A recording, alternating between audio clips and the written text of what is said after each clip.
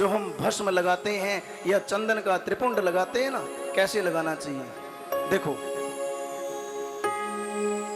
मध्यमा, तर्जनी और अनामिका, इन तीनों उंगलियों से हमें त्रिपुंड लगाना चाहिए और बीच में प्रतिलोम लगाना चाहिए।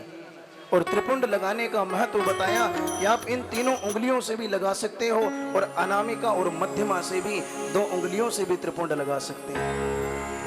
इसका बड़ा महत्व है। और सूत जी कहते हैं कि ऋषियों, अब मैं भस्म का महत्व बताता हूं। ये जो भस्म होती है ना, इसको विभूति कहा जाता है। जिसके शरीर पर ये विभूति लग जाती है उसके रोग शोक नहीं होते।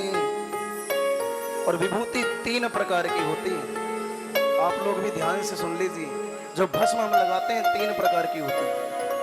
एक होती है लोकाग्नि जनित, एक होती है वेदाग्नि जनित और तीसरी होती है शिवाग्नि जनित। जो लोकाग्नि जनित भस्म होती है ना, हम घर में पात्र रखते हैं, लोहे के पात्र हैं, ताम्र के पात्र हैं, बर्तन इत्यादि, वो धोने के काम आती है, जो लौकिक भस्म होती है।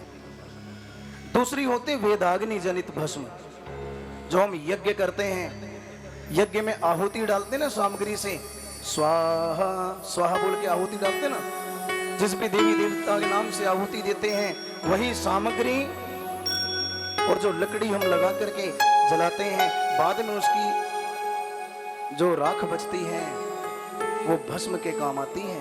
वो वेदाग्नि जनित भस्म होती है, उसको भी धारण करने से कल्याण होता है।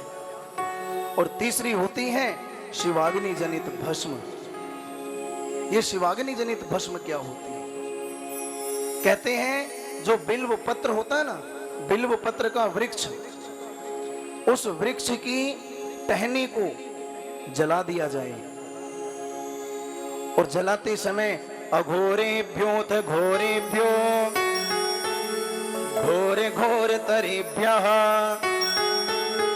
सर्वेभ्यः सर्व सर्वेभ्यो नमस्ते अस्तु रुद्र रूपेभ्यः।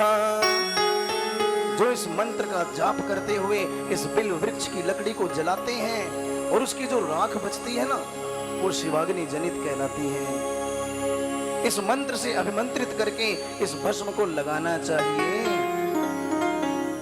और कहते हैं जो कपिला गाय है ना, या जो गाय माता होती हैं, उनका जो गोबर होता है उसका हम बाद में कंडा बना लेते हैं। उपला होता है ना, उसको जलाते हैं तो उसकी जो राख होती है ना, वो भी भस्म के काम आती है, उसको भी लगाना चाहिए, उससे कल्याण होता है। और सूत जी कहते हैं कि मुनियों, वो भी शिवाग्नि जनित कहलाती हैं।